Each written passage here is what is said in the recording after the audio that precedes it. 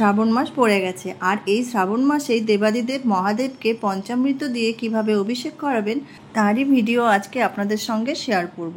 তাহলে প্রথম থেকে শেষ অবধি ভিডিওটা দেখতে থাকুন আমি কিভাবে বানাচ্ছি। পঞ্চামৃত কি সেটা আমরা আগে জেনে নেব। পঞ্চামৃত হলো দুধ, দই, ঘি, মধু এবং চিনি, এই পাঁচটিকে মিলিয়ে তৈরি করা হয় পঞ্চ অমৃত, যা আমাদের ভগবানকে স্নান করাতে কাজে লাগে এবং সেটি আমরা স্নানজল হিসেবে গ্রহণ করে থাকি।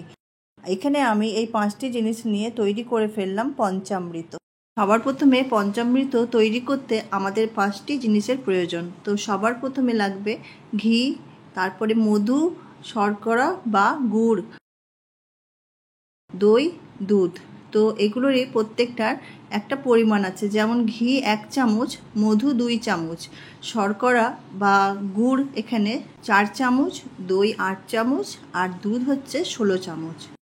এই রেশিওটা আমাদের মনে রাখতে হবে, তাহলেই আমরা খুব সহজেই পঞ্চামৃত বাড়িতে তৈরি করে নিতে পারবো আর ভগবানকে অভিষেক করাতে পারবো। তো এখানে আমি একটা স্টিলের গ্লাস নিয়েছি, তার মধ্যে সবার প্রথমে 1 চামচ ঘি নিয়েছি, তারপরে নিয়েছি 2 চামচ মধু, 4 চামচ গুড়, 8 চামচ দই আর 16 চামচ দুধ নিয়েছি। দিয়ে সমস্ত কিছুকে ভালো করে মিশিয়ে নিয়েছি। ভালো করে মিশিয়ে নেওয়ার পর তৈরি হয়ে যায় আমাদের পঞ্চামৃত। আমি এখানে মহাদেবকে স্নান করাবো বলে তাই তুলসী পাতার ব্যবহার করিনি।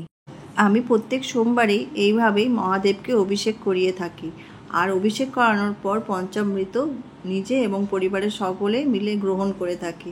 তো আপনারাও খুব সহজেই এইভাবেই পঞ্চামৃত বানিয়ে ভগবানকে অভিষেক করিয়ে নিজেরাও গ্রহণ করতে পারেন। আর এই শ্রাবণ মাস দেবাদিদেব মহাদেবের অত্যন্ত প্রিয় মাস, আর এই মাসে যদি এই পঞ্চামৃত দিয়ে মহাদেবকে অভিষেক করানো হয় তো মহাদেব অত্যন্ত খুশি হয়। তাই আমরা সকলেই এই শ্রাবণ মাসে মহাদেবকে এই পঞ্চামৃত দিয়ে অভিষেক করিয়ে থাকি। তো আপনারাও এইভাবে পঞ্চামৃত বানিয়ে মহাদেবকে এই শ্রাবণ মাসে অভিষেক করাবেন। তো কেমন লাগলো আমার আজকের এই ভিডিওটি কমেন্ট করে অবশ্যই জানাবেন। আর আমার ভিডিওটা প্রথম থেকে শেষ অবধি দেখার জন্য আপনাদেরকে অসংখ্য ধন্যবাদ। ভালো থাকবেন, সুস্থ থাকবেন। দেখা হচ্ছে পরের কোনো রেসিপিতে। আজকের মতো এখানেই আসছি। নমস্কার।